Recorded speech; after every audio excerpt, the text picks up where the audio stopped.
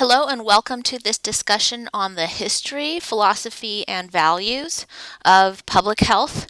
In this talk, I would like to kind of jump to the 20,000 foot view and talk about just sort of an overall gestalt or a feel for this whole topic of history, philosophy, and values.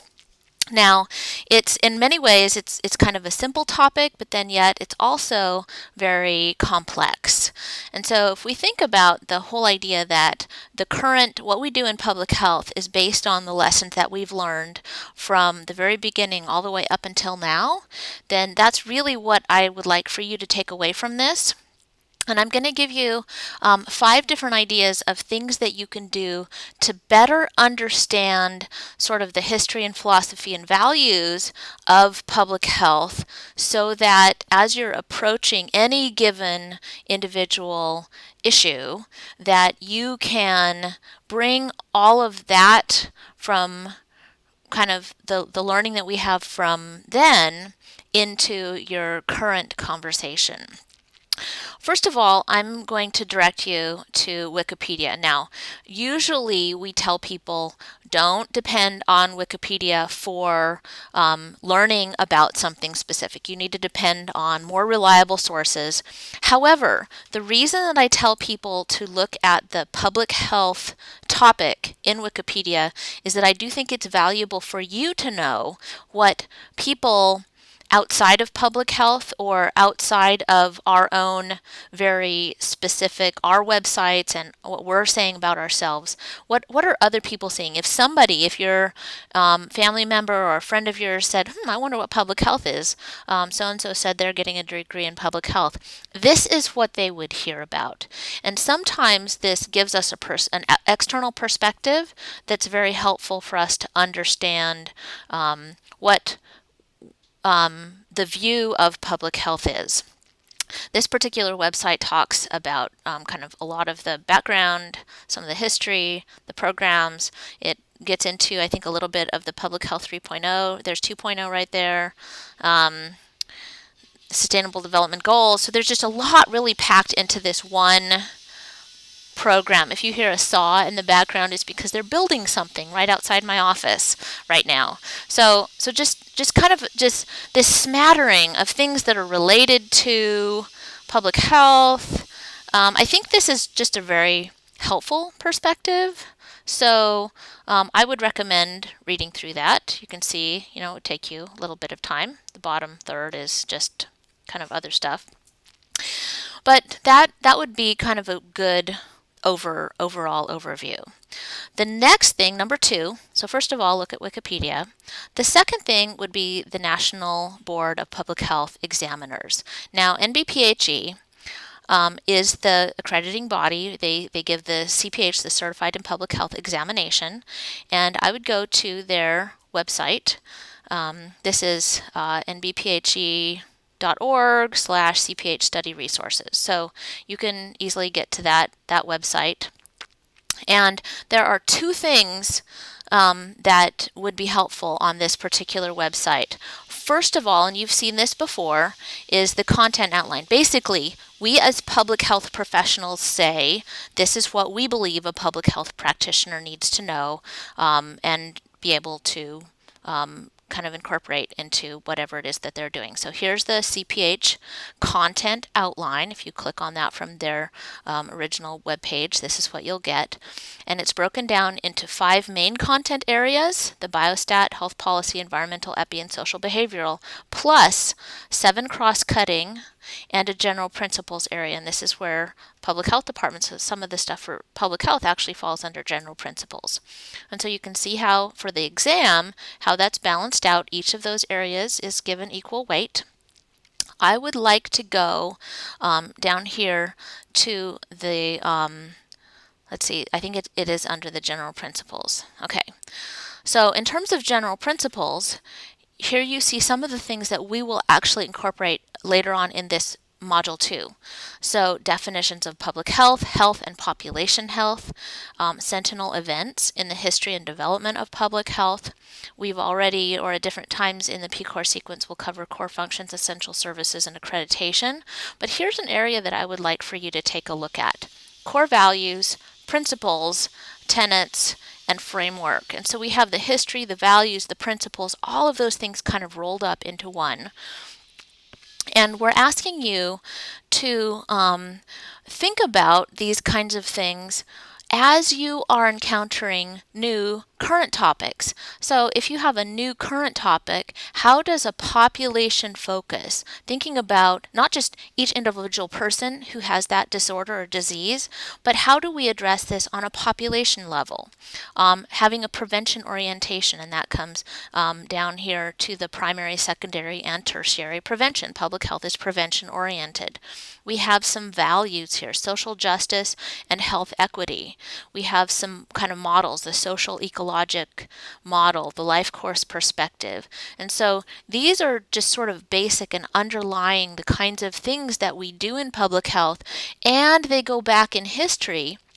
And so as you're looking at new topics, be thinking about those new topics through the lens of social justice, with an understanding of the life course perspective, with a focus on prevention and understanding the different levels of prevention and how that relates. So we'll be touching on these more as we go through the quarter. We're not just talking about them now and then letting them go.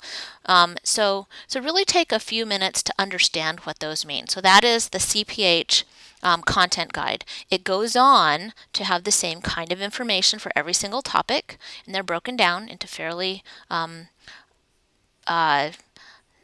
small areas, and so it gives you a really good idea of what kinds of things you need to know for each of those different topic areas. The second thing on the NBPHE website is these CPH study session webinars. There are 6 of them now.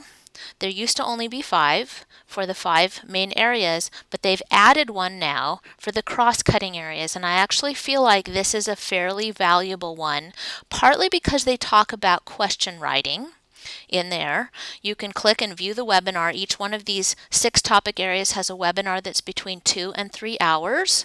I would suggest to get yourself a big bowl of popcorn and really kind of absorb some of that, because this is the culture. This is who we say we are. This is what we say we should know when we've completed a degree in this area. If you want to have a hard copy of the presentation, there's a PDF of the PowerPoint that you can click on, so either the webinar or the presentation. And as you're getting close to finishing your P-Core experience, I would definitely recommend looking at the webinar for each of these different areas, because I think that will really help to gel the things that you've learned in that area. Okay, so that's number 1 was to look at public health on Wikipedia. Numbers 2 and 3 were the content guideline and the webinar. Number 4 is to look at our accreditation. And specifically, there is a piece of the public health accreditation for programs and schools of public health that talks about what does an MPH student need to know, what is the public health knowledge that they need to have by the end of their training, and what are the competencies, what is a public health student supposed to be able to do. And so those are under section D1 and D2.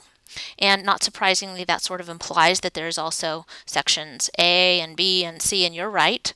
So there are a variety of different things that are included in this accreditation, but these are the ones, and so hopefully you'll see some of this exact terminology. Explain public health history, philosophy, and values. That is exactly what we're doing in this Module 2.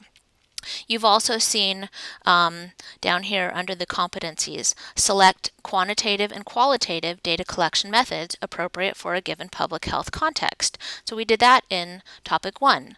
So these are the kinds of things that we as our own profession say that we find valuable. We need to understand how to know and do these things.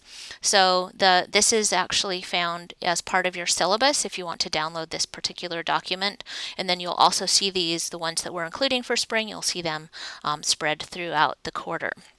So that's number 4, is the CPH D1 and D2. Number 5 is actually the white paper. And let's see if I have that here. There's a link on your evidence-based public health right here. So under T1, the white paper for this is located right here. It's optional. You definitely don't need to read 36 pages of a white paper, but I did want to show it to you so that you could see that it's 36 pages long, but there are a lot of graphics. Now on page 10 and 11, so I'm going to scroll down to 10 and 11, there's a short section that talks about public health 1.0 and public health 2.0, and I think it's helpful to really understand where public health has come from. So here we have Public Health 3.0, a renewed approach to public health. This section right here, it talks about what was Public Health 1.0 in the past. Where did we go when we started thinking about Public Health 2.0? And that really started with this 1988 Institute of Medicine report, the future of public health, and so that was sort of a landmark turning point for public health. So that's an important thing to really understand. And then where are we now? And so this frames Public Health 3.0 in the context of what kinds of things we did when we first developed public health, and then when we modified it and sort of updated it. And now that we have Public Health 3.0, what direction are we going? What kinds of things are we engaging in? The remainder of the report again is very helpful. I think it's picture heavy, so I don't think it's too hard. This just came out in the fall of 2016, so it is pretty much brand new to everybody. And I think that as a public health person, it's very valuable to know this kind of information about your particular field. So those are 5 suggestions from me about sort of understanding the history, philosophy, values of public health. As you go through the course, don't just feel like this is a topic that you can kind of check off and put away.